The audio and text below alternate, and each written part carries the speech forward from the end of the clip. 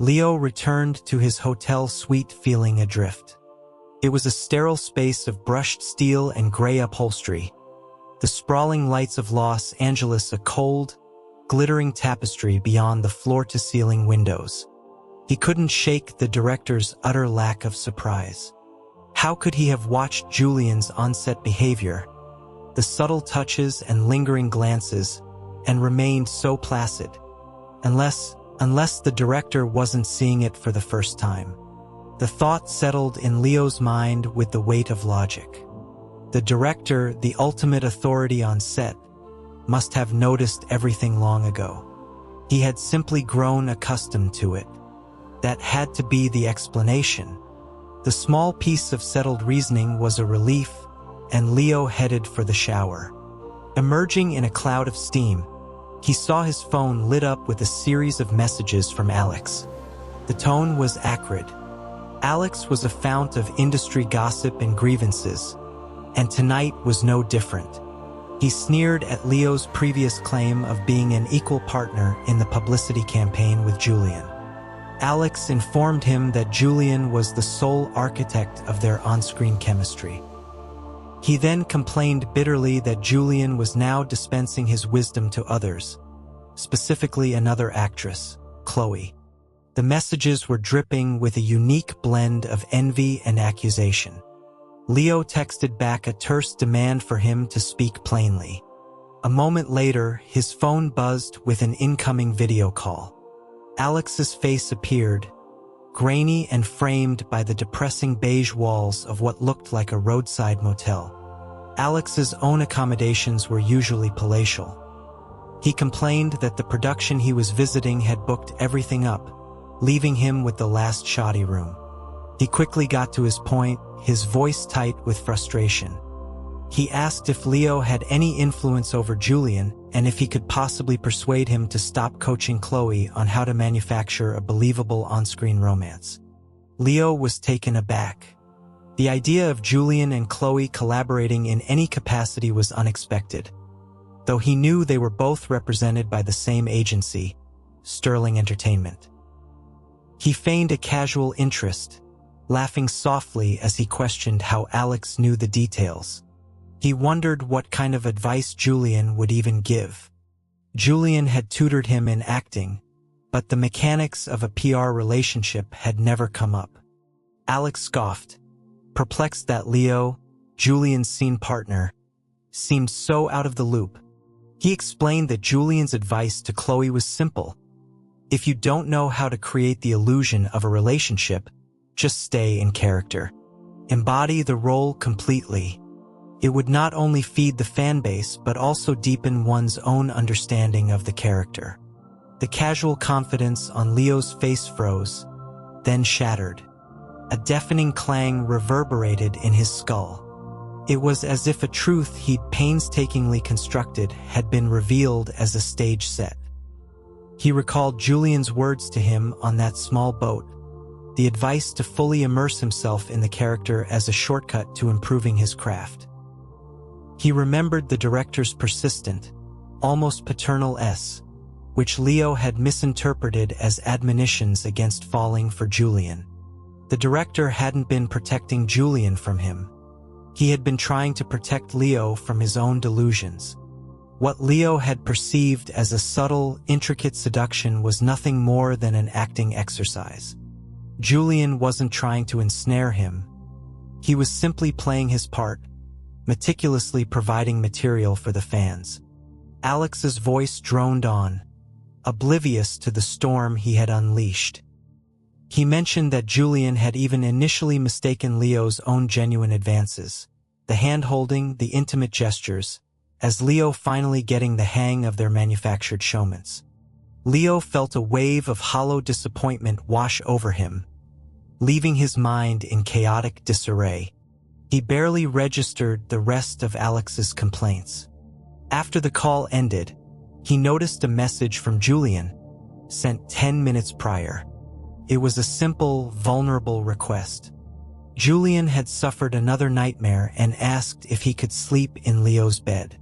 Every night, the memory of holding Julian had returned to him, an addictive phantom warmth. He now replayed that night with a crushing sense of guilt. He had believed Julian was the predator, the one setting the trap. But the truth was Leo had initiated it. He had been the one to slide his fingers into Julian's loosely curled hand, the one who had pulled Julian into an embrace. Julian, a man plagued by real-world anxieties that manifested in terrifying dreams, had sought solace, and Leo had twisted it into a self-serving narrative of seduction. A profound sense of shame settled in his gut. He hadn't replied for so long that Julian followed up with a call.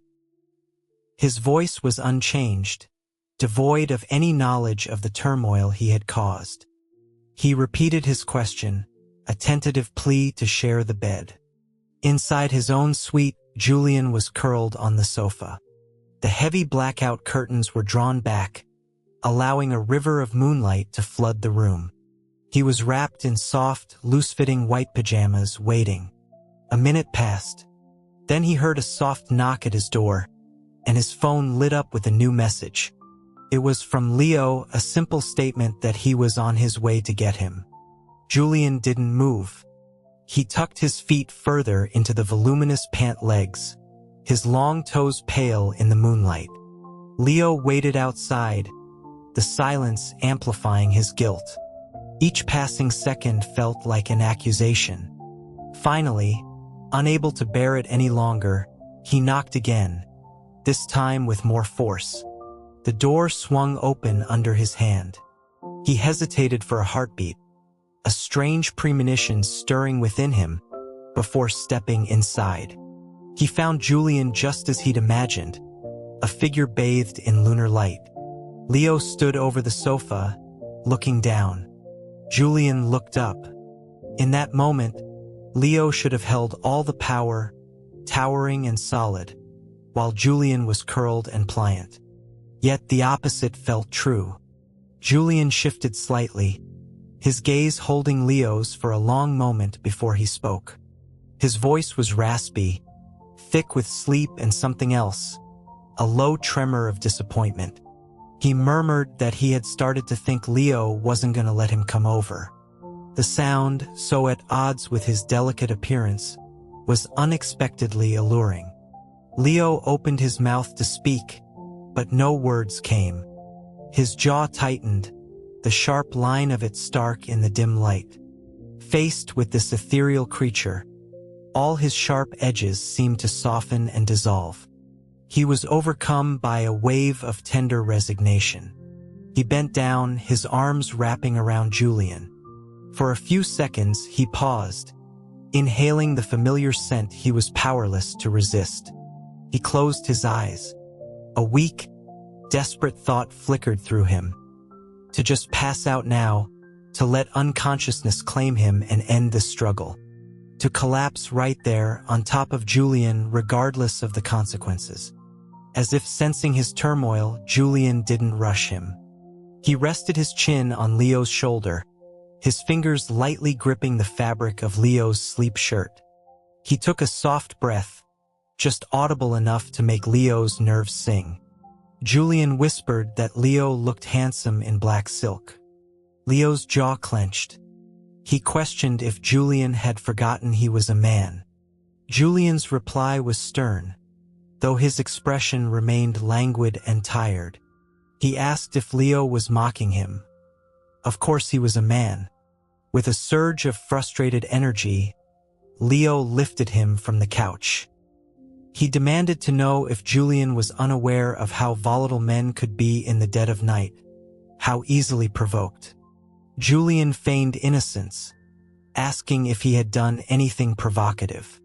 Leo's answer was a guttural affirmation.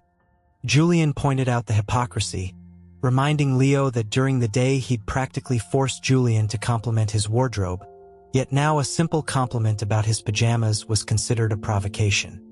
Leo tightened his grip, trying to make Julian understand the context. It was late and Julian was in his arms. A moment of silence passed. As Leo carried him into the bedroom, Julian finally spoke again, his voice low. He observed that since Julian was also a man, he was aware of certain things. He wondered aloud if it had been a long time for Leo. The unfinished question hung in the air, pulling every nerve in Leo's body taut. Julian seemed to hesitate, then suggested that perhaps Leo should go take care of himself in the bathroom. The tension in Leo snapped. He exhaled a ragged breath, growling that it wasn't necessary. As he was lowered onto the plush bed, Julian watched him, a thoughtful expression on his face. He then made a tentative offer to help. The veins on Leo's forehead pulsed. He barked at him to shut up. Then, despite his earlier declaration, he turned and stalked toward the bathroom. As he reached the doorway, he heard Julian murmur from the bed that it was probably for the best. He wouldn't know what to do anyway. Leo froze. He couldn't comprehend how one person could so effortlessly manipulate his emotions, sending him from one extreme to another with a single, softly spoken sentence. He was about to combust. For a fleeting, reckless moment, he considered dragging Julian into the bathroom with him, a mutual destruction. But he forced his heavy, rigid limbs to carry him away. Once Leo was gone, Julian burrowed deeper into the covers, his cheek rubbing against the cool pillowcase. He exhaled slowly. He pulled the blanket up until it covered his nose and mouth, the air growing thick and warm. He thought he heard the sound of water running in the bathroom, but he knew the soundproofing in these suites was too good for that. It was a phantom sound, a trick of his mind. He imagined steam filling the small room, a white fog making it difficult to breathe. The feeling of suffocation intensified, a familiar, creeping sensation. He closed his eyes, his lashes trembling. An indeterminate time later, Leo returned, dry and composed. He saw Julian lying on his side, a small stuffed bear placed deliberately in the center of the bed as a barrier. A mix of disappointment and shame churned within him. He slipped into his side of the bed as quietly as possible, closing his eyes and willing sleep to come. But it was useless. The memory of the night he'd held Julian was too potent. With Julian in his bed but just out of reach, his chest felt hollow, an aching void. He opened his eyes, his gaze adjusting to the darkness. Something was wrong. Julian was curled unnaturally, his body rigid. Leo leaned closer and saw a fine sheen of sweat beading at his hairline. His brow was furrowed in distress. A knot of concern tightened in Leo's chest. He called his name softly. Julian didn't respond, his frown deepening. Fearing another nightmare, Leo called his name again, louder this time. Julian's lips moved, but no sound escaped. His breathing grew shallow and rapid. Leo didn't hesitate. He rolled Julian onto his back, pinching his nose to force a reaction. He shouted his name, trying to wake him. As Julian's body turned, Leo felt the damp heat radiating from his skin. The side of his face that had been pressed into the pillow was flushed a deep crimson. When his eyes fluttered open, they were glazed with a film of moisture. Julian slapped Leo's hand away, his voice raw and furious, huskier than it had been on the couch. He demanded to know what Leo was doing. Leo froze. A thought so common for anyone else but utterly unthinkable when applied to Julian struck him with the force of a physical blow. The air in the room felt heavy, suffocating. Julian, already struggling, was further incensed by Leo's stunned, staring presence. He averted his gaze, kicked out a leg to shove Leo away, and snapped at him to go get his body lotion because he needed a shower. As he turned his head, the clean line of his jaw and the long, elegant column of his neck were thrown into sharp relief against the dark gray bedding. The delicate bob of his Adam's apple looked fragile, vulnerable. Leo stared for a few seconds, then moved stiffly off the bed. He knew where Julian kept the lotion, but as he reached the door, he realized he didn't have a keycard to his suite. He didn't know if Julian, who had been carried over in nothing but pajamas, had brought his. Even if he did, Leo couldn't bring himself to go back and ask. He stood paralyzed, his mind a blank. At midnight, Nate was jolted awake by a knocking at his door. His usually placid eyes sharpened with immediate suspicion. He checked his phone. No messages. He moved silently to the door and peered through the peephole. It was Leo, looking strangely disoriented. Nate cautiously asked if he was being held hostage. After a delayed, hoarse denial, Nate opened the door. He questioned why Leo hadn't called or texted, then noticed he was phoneless, his silk pajamas pocketless. He urged him inside, worried about the gossip that would fly if someone saw Leo wandering the halls in his sleepwear at this hour. As Leo stepped inside, he stumbled over the slightly raised marble threshold. Nate watched him, bewildered. He recalled Julian mentioning Leo had years of martial arts training. Leo seemed to come back to himself slowly, his movements still rigid. He explained that he needed Julian's keycard. Julian was in his room, and he had to retrieve something for him. Nate, having played this role before, turned to get the key but asked what it was this time. Leo told him it was body lotion, then added that a fresh set of pajamas might also be necessary. Nate shot him a meaningful look, handed over the card, and wished him good luck. As Leo was leaving, he turned back, asking if Nate wasn't coming up to supervise. Nate assured him he trusted him. Leo gave a stiff nod and left. Watching his retreating back, Nate scratched his head. He wondered why Leo seemed so strangely happy. The corners of his mouth turned up in a tight, unconscious smile. He knew without a doubt that Julian was the cause. He assumed Julian was thrilled to be sleeping with Leo again, but just as he was closing the door, his phone buzzed. It was a message from Julian, instructing him to come up and sleep on the sofa in his suite tonight. Leo couldn't understand his own reaction. It wasn't as if this was the first time.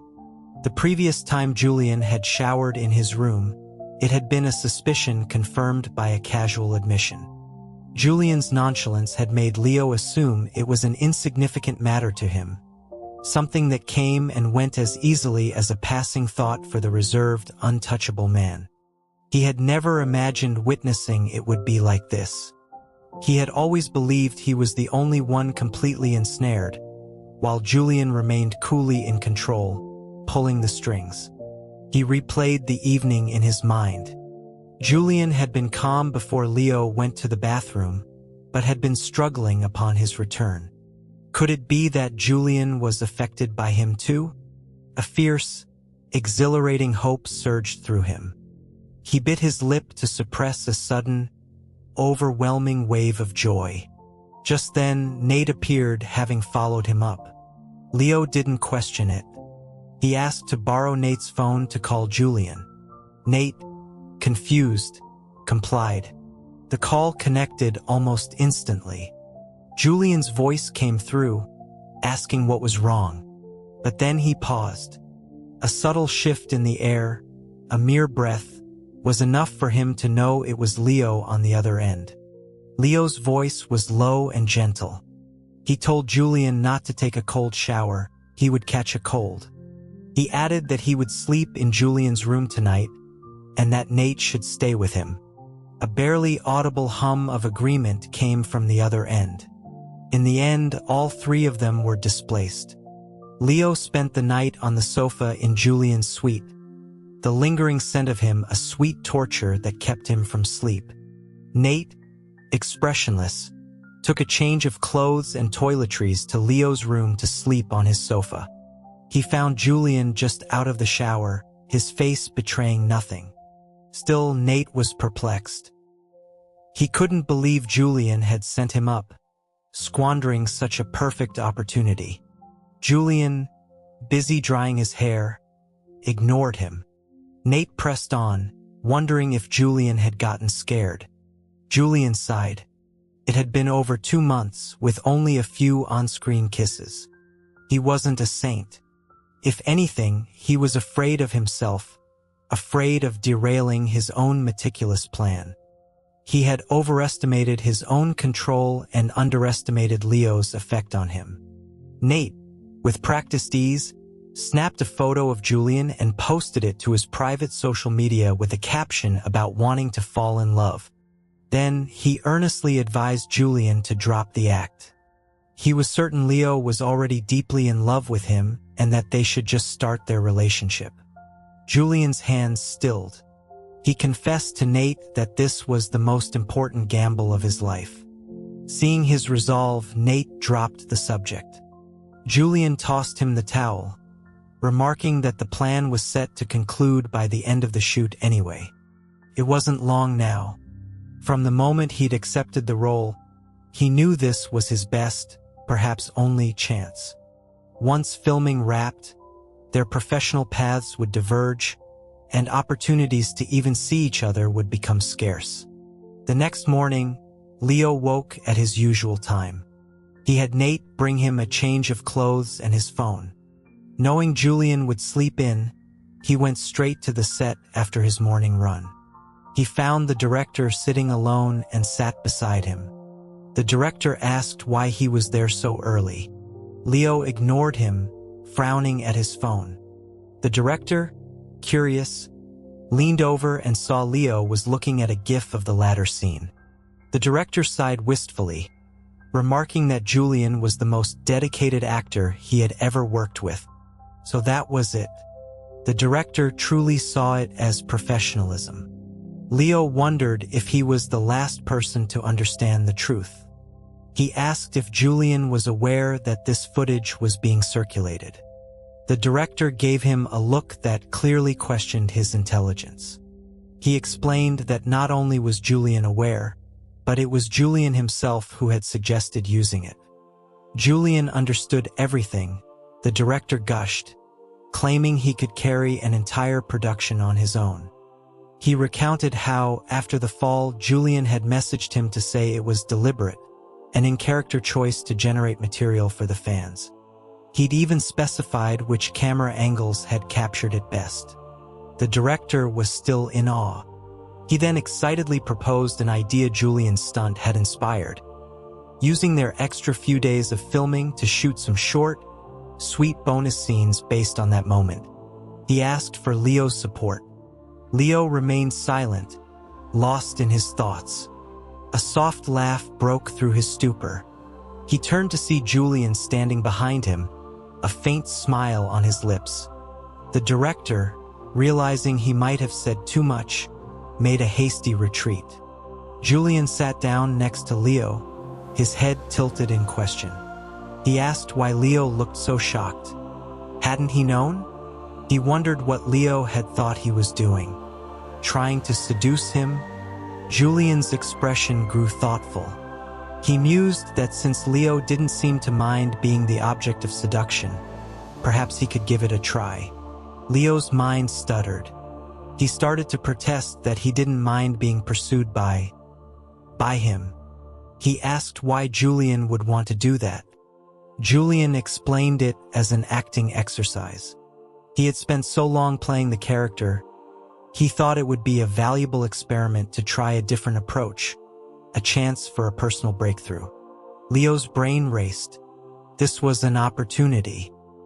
His previous attempt to confess his feelings had been interrupted, and with the shoot ending, he was running out of time. This game could provide the perfect pretext, the right atmosphere for a real confession. When Julian added that he didn't know when another chance like this would come along with the right person, the thought of him trying this with someone else spurred Leo to immediate agreement. He told Julian he would cooperate. Julian asked how he should begin. Leo, feeling a surge of confidence, told him to do whatever he wanted. After a moment's silence, Julian agreed, asking Leo to give him feedback on his efforts.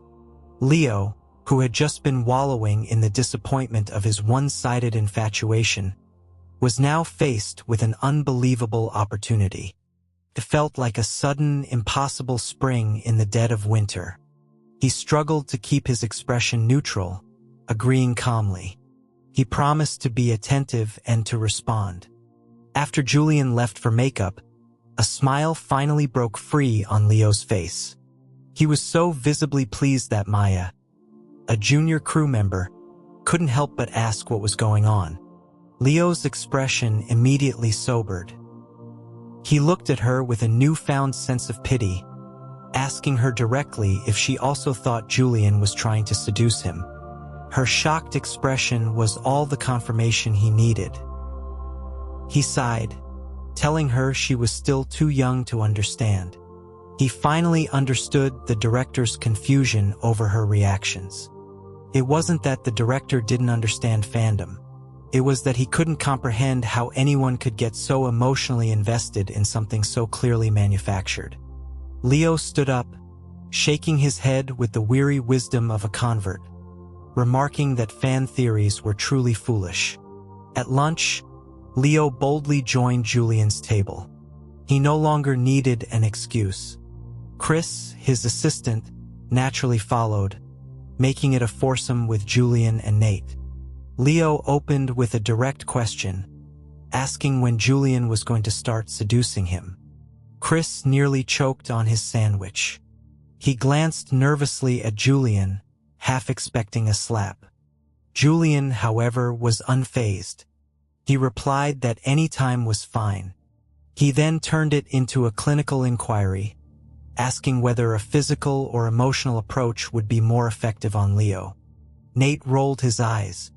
The sly fox had shown just a sliver of his tail, and Leo was already hooked, ready to spill all his secrets. Leo considered the question. His life before Julian felt like a blank slate. He'd had his share of admirers, but their advances had only ever repulsed him.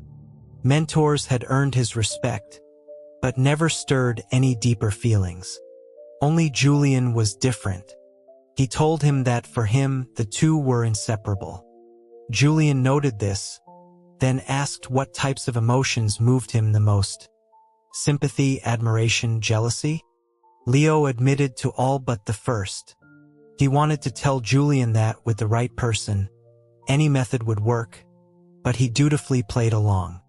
Julian's final question was about preferred style. Playful and cute, or dominant and assertive? Leo imagined the perpetually composed Julian trying to be cute. His throat went dry. He cleared it, turning his head away as he mumbled his preference for the former. Julian looked slightly troubled but agreed. For the rest of the meal, he ate in contemplative silence. Leo grew impatient. Time was running out. He prodded Julian, reminding him that they only had a few days left. Julian assured him he was aware. Yet, for the rest of the day, nothing happened. Back at the hotel that night, still nothing. The next day, Julian was even more distant than usual. Unable to wait any longer, Leo sent him a message, asking if he had given up on their game. Julian's reply was prompt and perplexing. He said he was already in the middle of it. When Leo asked how, Julian explained his silence and distance were his version of a playful pout, a way of waiting for Leo to come and appease him. Leo stared at the message, then burst out laughing. It was so endearingly absurd. He typed back that he understood now, and that he was on his way to appease him. His chest swelled with a soft, excited joy. He stopped at a florist and bought a large bouquet of blue delphiniums. He found Julian practicing yoga. He was in the middle of camel pose, not in typical athletic wear, but in loose, moonlight-colored silk pajamas. He was kneeling, his body arched backward, hands on his heels. The fabric flowed over his form, his long neck exposed in a graceful curve. Leo watched, mesmerized, for several seconds. Julian's arms trembled. The pose was becoming difficult to hold. Leo quickly set the flowers aside and moved behind him, placing a hand on the small of his back to support him. Julian's arms, hidden in the wide sleeves, felt impossibly slender. Leo's hand took most of his weight. Their heads were inverted to each other, their eyes meeting at the level of chins and necks. Julian's pajama top had slipped, revealing the elegant sweep of his collarbones. The pulse in his throat was a tiny, frantic beat. Leo found it difficult to look away. He knew Julian was struggling, but Julian just watched him, silent. Finally, Leo remembered he was supposed to be the one making amends. He asked how long someone could typically hold this pose. Julian's breathing was uneven as he admitted he didn't know. He couldn't even last 10 minutes. He felt the hand on his back press more firmly, taking on more of his weight as Leo leaned closer. So close he felt he could bite the vulnerable skin of Julian's throat. He suggested they try for an hour and a half. Julian, looking up at the gentle movement of Leo's Adam's apple as he spoke, refused, saying it was too tiring. Leo countered that Julian wouldn't have to exert himself. He would support him. Julian didn't answer.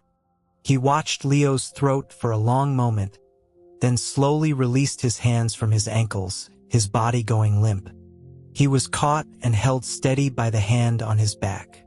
Supported entirely by that single point of contact, Julian smiled.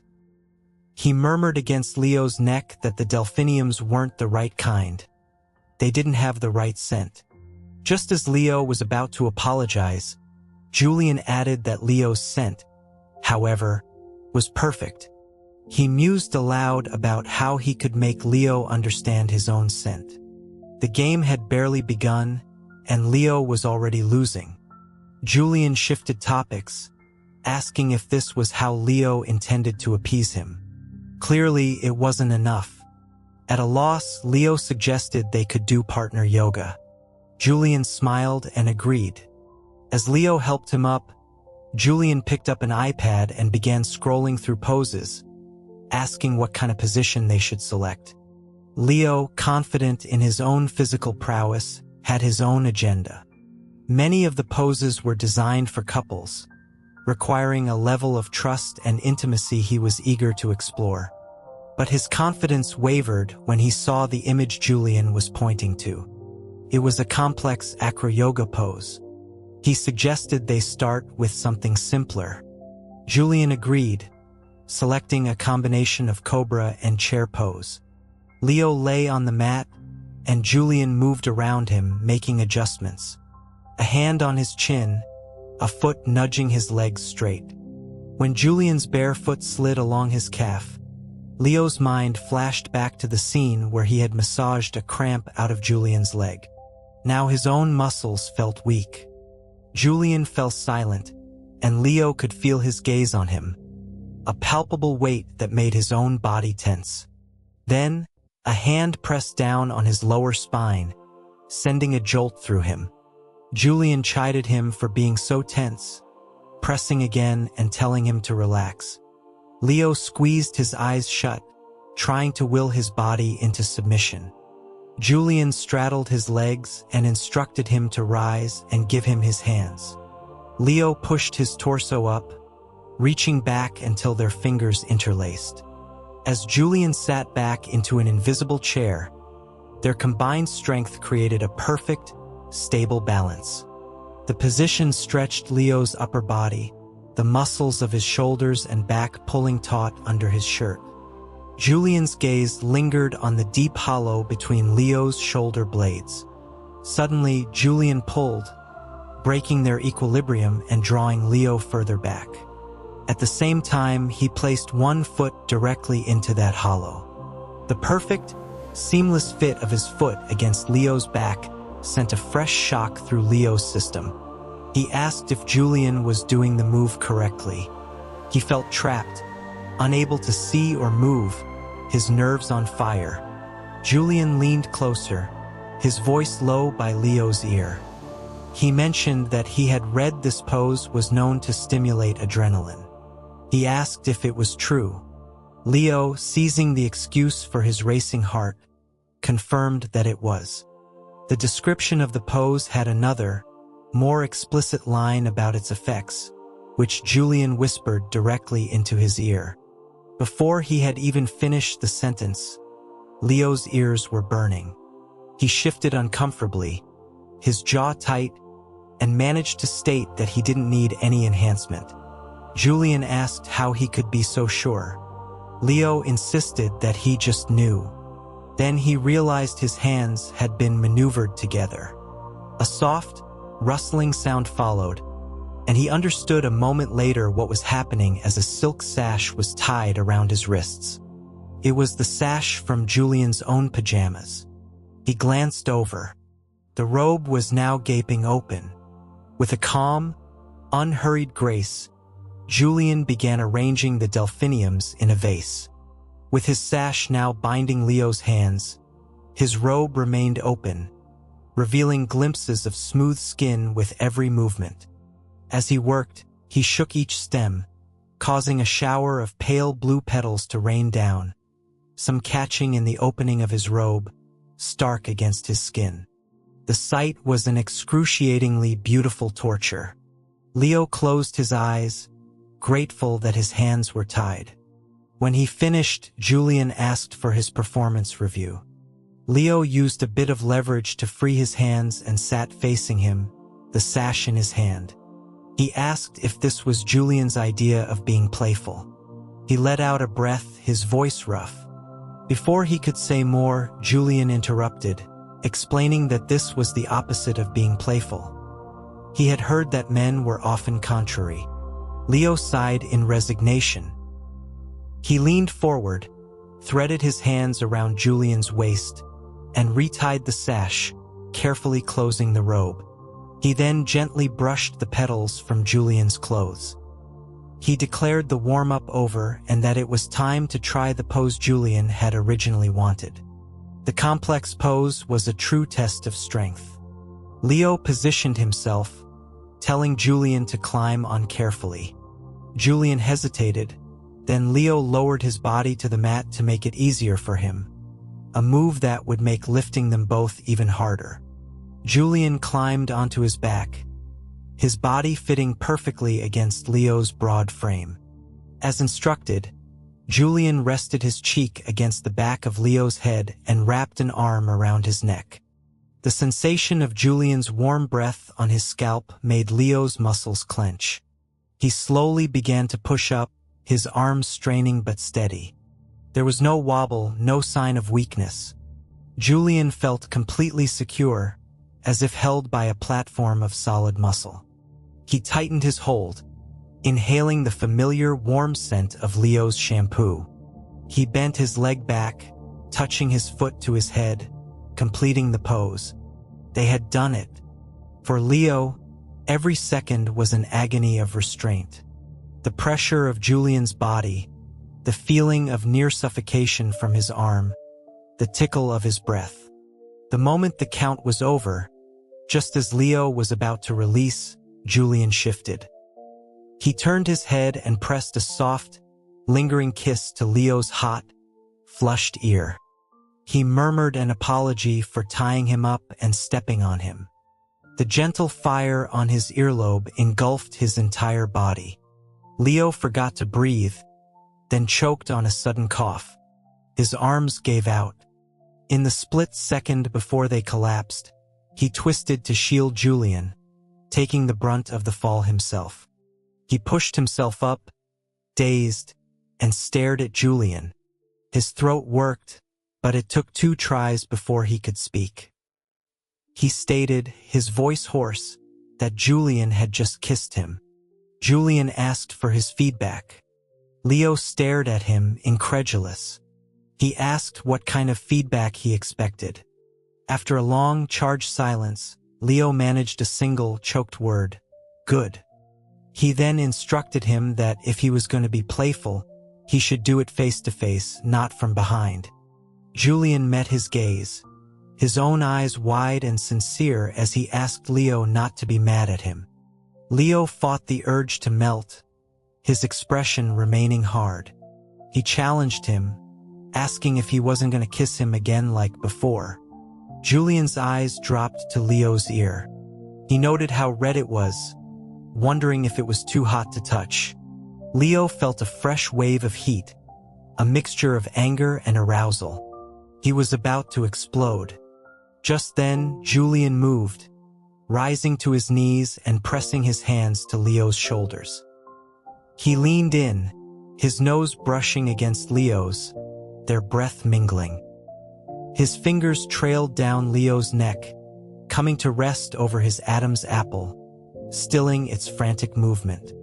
Their lips were millimeters apart, and then Julian pulled back.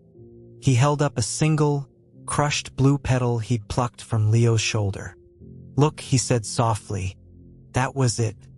The dam of Leo's restraint, which had been cracking all afternoon, finally burst. A wave of raw frustration washed over him, hardening his features into a mask of pure fury. He lunged forward, pushing Julian onto his back, his hand clamping on his jaw. He crushed his mouth against Julian's, a kiss that was more bite than caress. For a moment, they both trembled. Julian's clear eyes darkened, a mesmerizing, inky swirl. The pent-up emotion in Leo's chest was a violent, painful drumming. With a final, ragged sigh of surrender, he deepened the kiss, giving in completely. Something was off with Leo, and both Chris and Nate noticed it. Chris was the first. He knew Leo's rigid morning routine. But that morning, Leo showed up at his door with an elaborate breakfast spread, including artisanal breakfast burritos and fragrant bone broth, clearly not from the hotel kitchen. Leo's mood was foul. He barked at Chris to just eat and stop asking questions. Chris surmised the breakfast had been intended for Julian and had been rejected. Meanwhile, Nate brought Julian a simple breakfast of coffee and a bagel, commenting on Leo's unusual absence. Julian just hummed in response.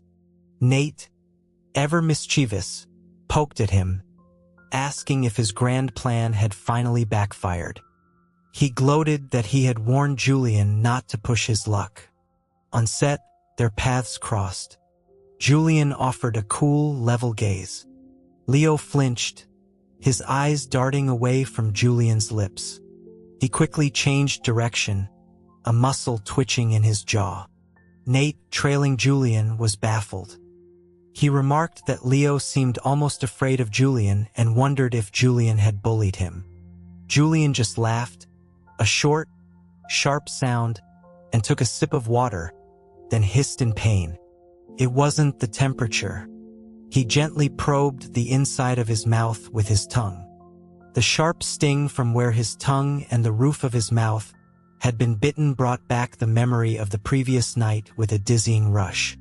When Nate asked what was wrong, Julian lied about having a canker sore. He then sent Nate to ask the production manager for some medicine. The request was treated with utmost seriousness. Just as the manager was hesitantly offering some generic over-the-counter remedies, Leo appeared, stating that he had just bought some medication the night before and it was in his car. Nate followed Leo, more confused than ever. Leo, looking every bit the imperious air in his designer coat and tailored suit, meticulously explained how to use each item from the first aid kit. A spray for the mouth, a cream for bruises. When Nate asked him what was wrong, Leo deflected. He couldn't face Julian, terrified of seeing even a hint of disgust in his eyes. The kiss had been a complete loss of control, a frenzied act that left him reeling with a toxic mix of guilt and elation. For the rest of the day, Leo avoided Julian. They filmed 6 scenes together, all of them flawlessly on the first take. Leo's performance was brilliant, but the moment the director yelled cut, he would retreat, his gaze fixed anywhere but on Julian. As the day ended, Julian watched him, a thoughtful expression on his face. Leo was clearly lingering but refusing to look at him. Julian told Nate that his mouth hurt and he needed help with the spray. As they headed for the trailer, Leo intercepted them, his voice tight. He bit out that he would help. Inside the trailer, Julian was examining the cuts on his tongue in the mirror. Leo froze at the doorway, the short walk to the sofa feeling like a mile. When he finally reached him, Julian met his eyes in the reflection, his expression unreadable. He asked if this was the price he had to pay for trying to seduce him. Leo's apology was a choked whisper. Julian waved it off, saying he had initiated the game and that the fault wasn't Leo's alone. This easy forgiveness was worse than any reprimand. Julian suggested they could just consider it part of the rehearsal process. Leo's head snapped up, his voice sharp as he insisted it was not the same. Julian's gaze was knowing. He asked how it was different, then Leo couldn't answer. Julian began to speak idly about industry rumors, about actors who engaged in setmances, temporary relationships that dissolved the moment filming ended.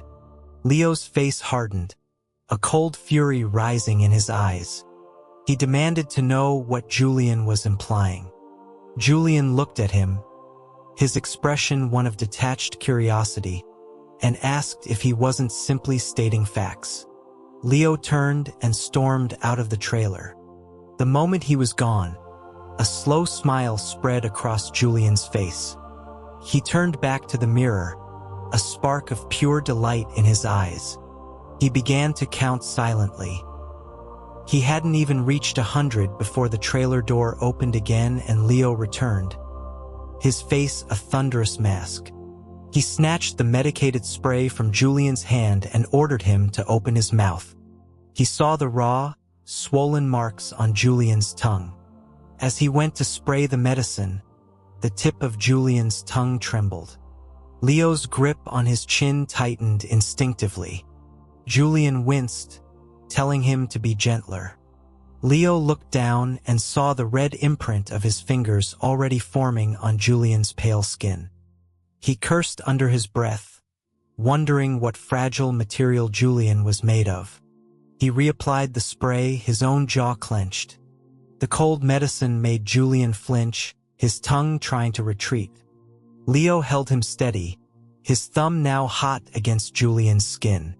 A full minute and a half passed before he released him, apologizing again. He asked if the bruises on his waist needed cream. Julian, his voice a little hoarse, asked why his waist would need cream. Leo left the tube of ointment on the table and departed without another word. When Nate returned, he found Julian looking out the window at Leo's rapidly retreating back. He commented on Leo's foul mood and wondered why Julian looked so happy about it. Julian just smiled. He explained to Nate that Leo's anger was proof. It proved he was genuinely in love with him, that he wanted something real and lasting, not just a fleeting affair. The suggestion of a temporary physical relationship, an easy and convenient option for Leo, had infuriated him. Julian's long-held fear that Leo was only interested in his body was finally put to rest. He was all in. A few days later, with filming nearly complete, the director gathered them to discuss the bonus scenes. Julian agreed readily, even offering to help write the scripts. Leo, his eyes still avoiding Julian's, stated that if Julian had the time, he certainly did. He too offered to contribute. The collaboration was surprisingly smooth. Leo's scripts were like a memoir of their time together, capturing the most poignant moments of their interactions. During the filming of the final scene, as Leo held Julian in his arms, they both spoke at once, each wanting to talk to the other. Julian asked if Leo had time that night. Leo, surprised, said he had been about to ask Julian the same thing about the following evening. Julian smiled, saying tomorrow would be fine if Leo was still around. Leo promised he would be there to see him wrap. The tension that had hung between them for days finally dissipated. Leo finished his part a day before Julian. That night, the crew threw a small wrap party for him at the same restaurant where they had celebrated his birthday.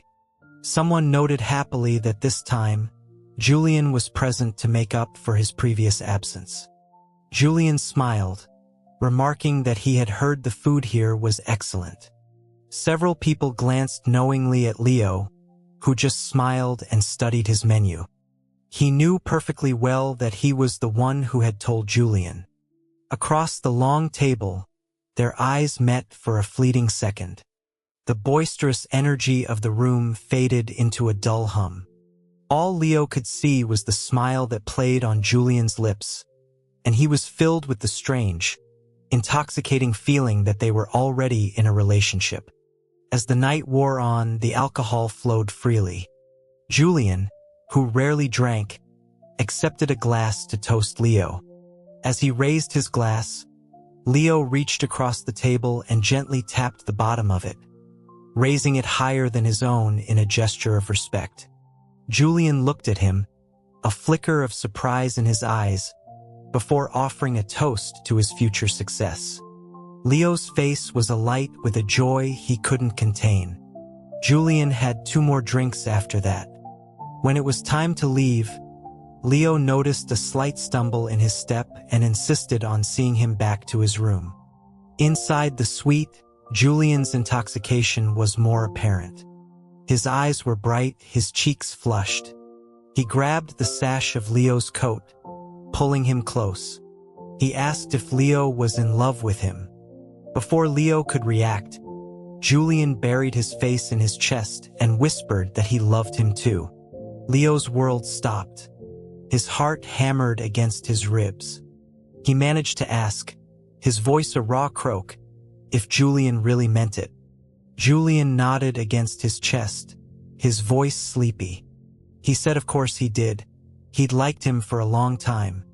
Leo's hands, trembling, came up to cup the back of Julian's head. He confessed his own love, a torrent of emotion he had held back for so long. Just before drifting off to sleep, Julian murmured one last, drawn-out sentence, wondering if it had all started back at the very first audition. The words hit Leo like a bucket of ice water. The elation vanished, replaced by a chilling, familiar dread. He called Nate to come and take care of the sleeping Julian. When Nate arrived, he found Leo's face grimmer and colder than he had ever seen it. Leo left without a word. Nate poked Julian's cheek, chiding the sleeping man for his ability to cause such havoc even when unconscious. Julian just smiled faintly in his dreams. The next day, Julian arrived on set for his final scenes. He searched the area for Leo, who had promised to be there. Nate informed him that Leo had left his room in a rage the night before and was unlikely to show up. Julian was confused, wondering what he could have said or done while drunk to provoke such a reaction. He tried calling Leo, but the call went unanswered. A little while later, Chris, Leo's assistant, appeared with a bouquet of tulips, offering congratulations on Julian's behalf.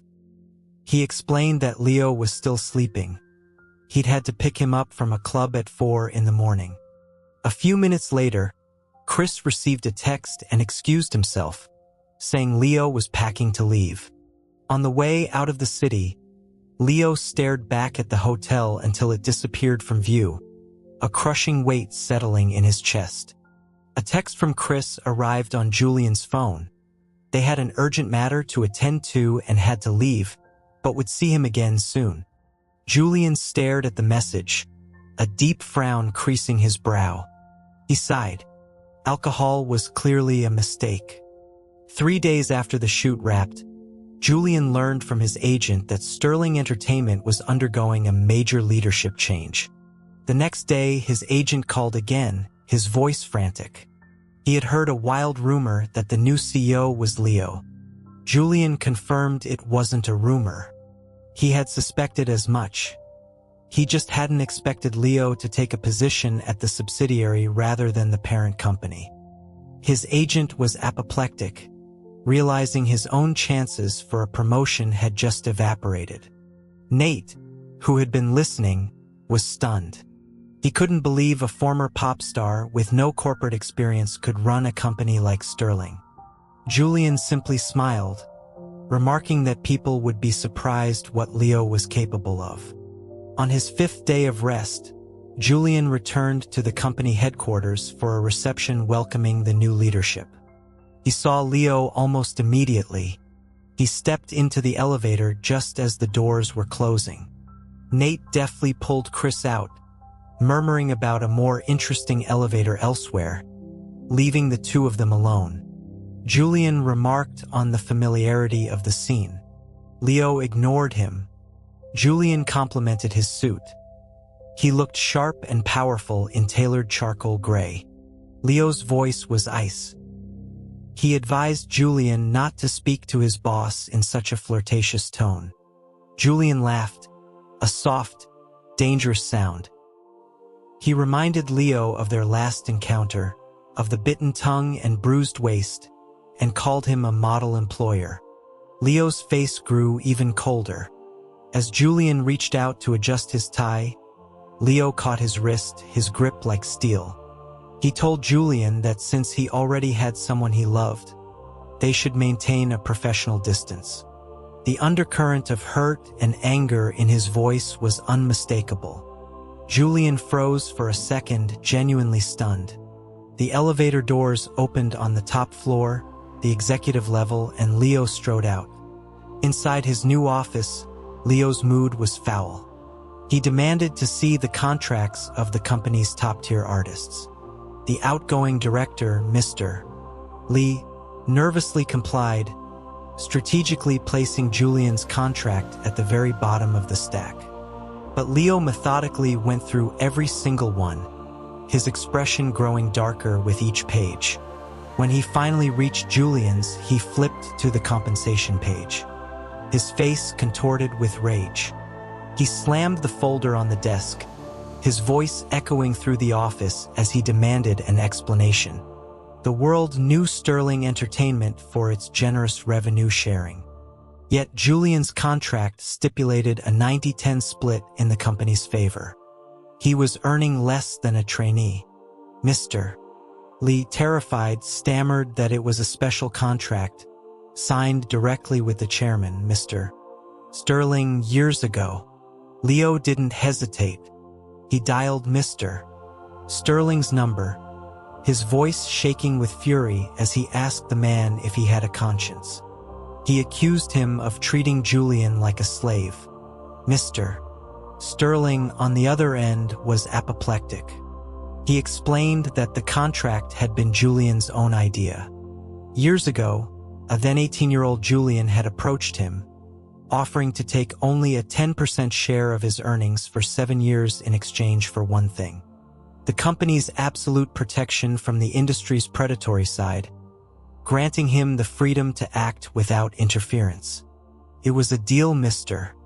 Sterling had taken, never imagining the boy would become one of the most profitable actors in the country, or that he would become entangled with his own grandson. Leo was unmoved. He demanded that Mr. Sterling compensate Julian by giving him a significant share of company stock. Downstairs, in the artist's lounge, the main topic of conversation was Leo. A rival actress, Isabel, made a snide comment, suggesting Julian had only taken the recent role because he knew about Leo's connections. Just as the atmosphere grew tense, news arrived that Mr. Sterling himself had arrived at the building. Then, his son, Carter Sterling, appeared in the lounge. He greeted several of the actors, his gaze lingering on Julian for a moment too long.